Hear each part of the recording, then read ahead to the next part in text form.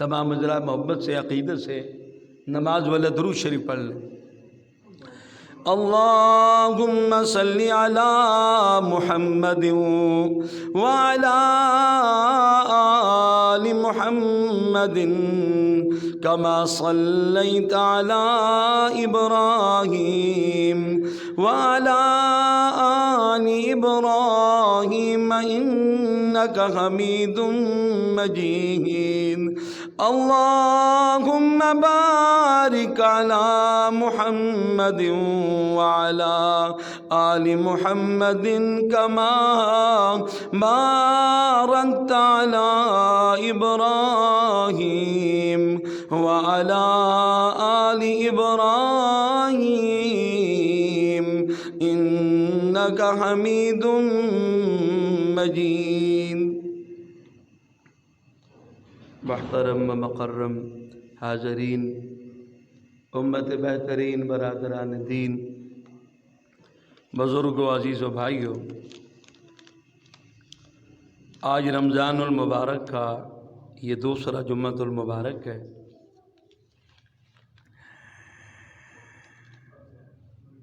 اور آج کا ہمارا یہ موضوع دعاؤں کی قبولیت،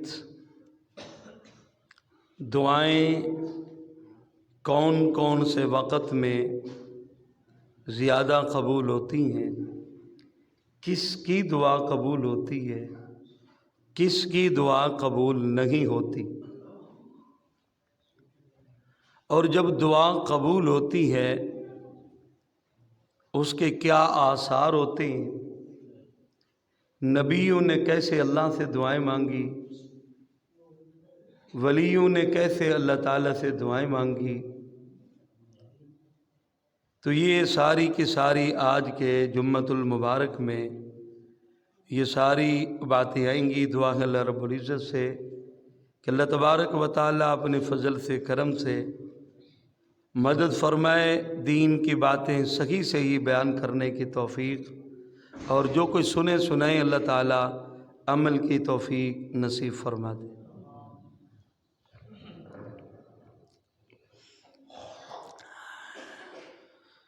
میں نے قرآن پاک کی مختلف آیات آپ کے سامنے تلاوت کی ہیں، ان میں سے پہلی آیت سے میں آغاز کرتا ہوں۔ اللہ تبارک و تعالی نے اپنے محبوب دو عالم صلی اللہ تعالی علیہ وسلم سے یہ بات کہی کہ وَإِذَا سَأَلَكَ عِبَادِي أَنِّي فَإِنِّي قَرِيبٌ أُجِيبُ دَعْوَةَ الدَّاعِ إِذَا دَعَانِ۔ جب آپ سے میرے بندے میرے بارے میں نہ پوچھیں،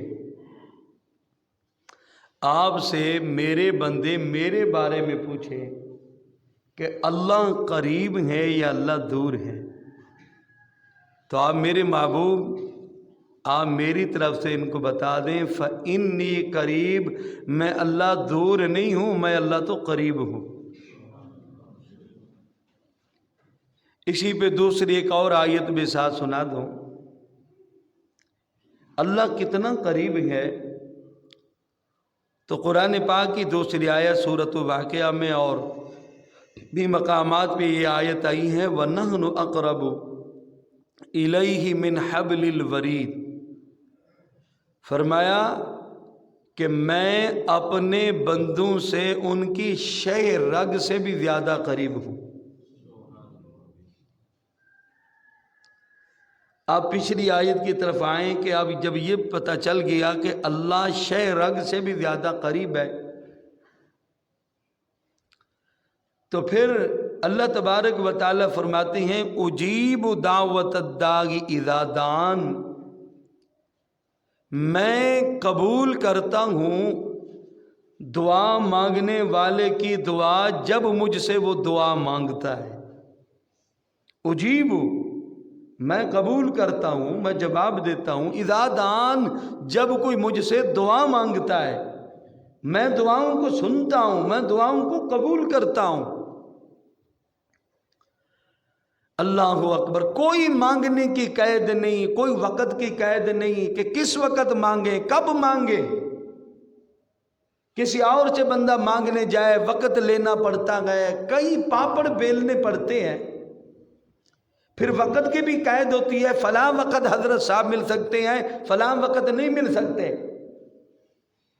لیکن ایک مالک الملک کا دروازہ ہے، احکم الحاکمین کا دروازہ ہے،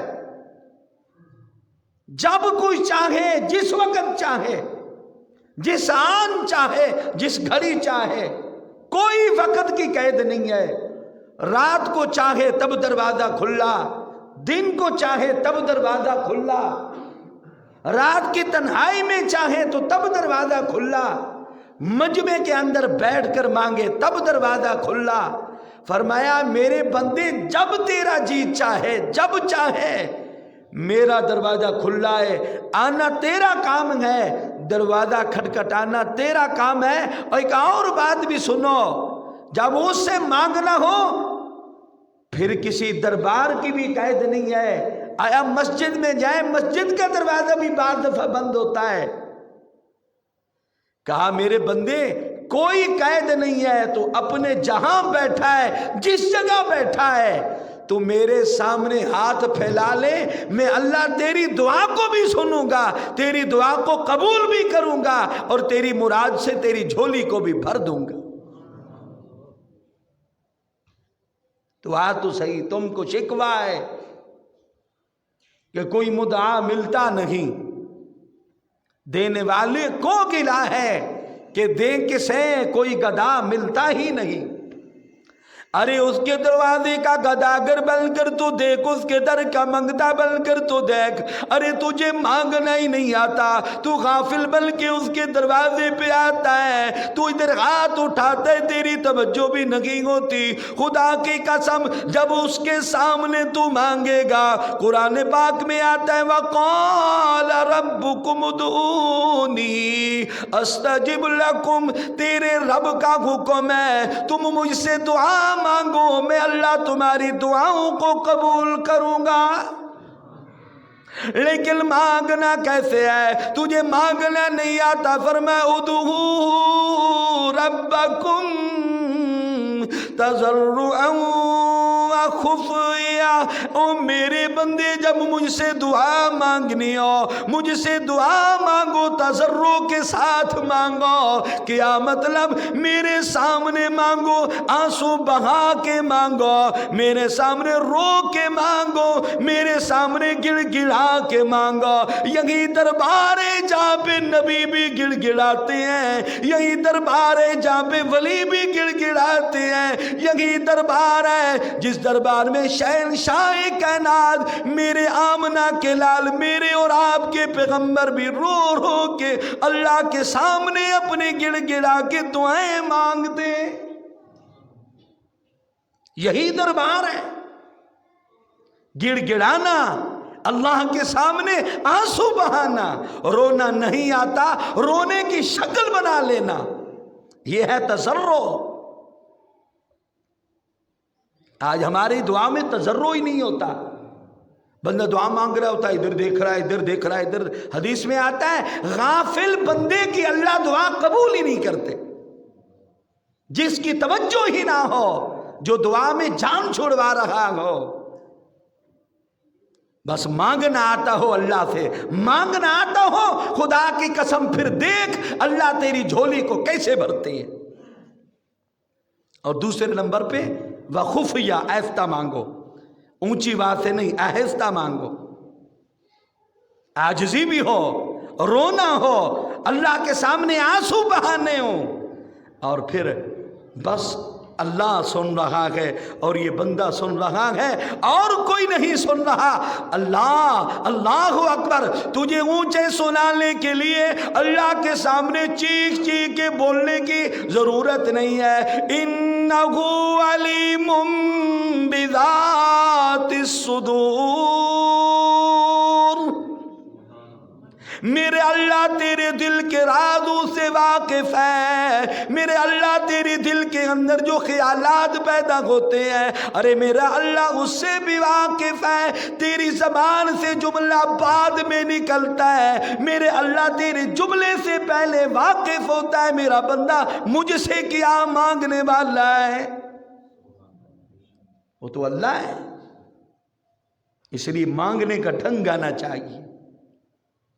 ہم بیٹھے بھی ادب سے نہیں ہوتے، ہماری دعا میں توجہ ہی نہیں ہوتی، لوگ ایسے ہاتھ کر کے بیٹھے، نہیں، اللہ سے مانگ رہے ہو، انتہائی عاجزی ہو، انتہائی ادب احترام، کہ میں اپنے مالک سے مانگ رہا ہوں، اپنے اللہ سے مانگ رہا ہوں، اپنے داتا سے مانگ رہا ہوں، میرے ایک ایک لفظ کو سن بھی رہا ہے کہ میرا بندہ مجھ سے کیا مانگ رہا ہے، میرا بندہ کیا کہہ رہا ہے۔ اگر غفلت میں دعا مانگی جائے اللہ اس دعا کو منہ پہ مار دیتے۔ جب اللہ سے مانگو پھر مانگو کہ واقعتاً یہ بندہ واقعتاً یہ عاجز ہو کر، تم خیرات والوں کو نہیں دیکھتے کیسے مانگتے ہیں، یار دے دو، خدا کے لیے دے دو، میں بڑا پریشان ہوں، دے دو، میں بڑا پریشان ہوں۔ جب تک ادھر سے جواب نہیں ملتا وہ جان ہی نہیں چھوڑتے۔ اللہ اکبر، یوں اپنے اللہ سے مانگا جائے۔ آئیے جب اس طرح مانگا جاتا ہے، رب العالمین احکم الحاکمین کیسے دروازے کھولتے ہیں۔ آؤ ذرا میں تمہیں نبیوں کے دروازے پہ لے چلوں۔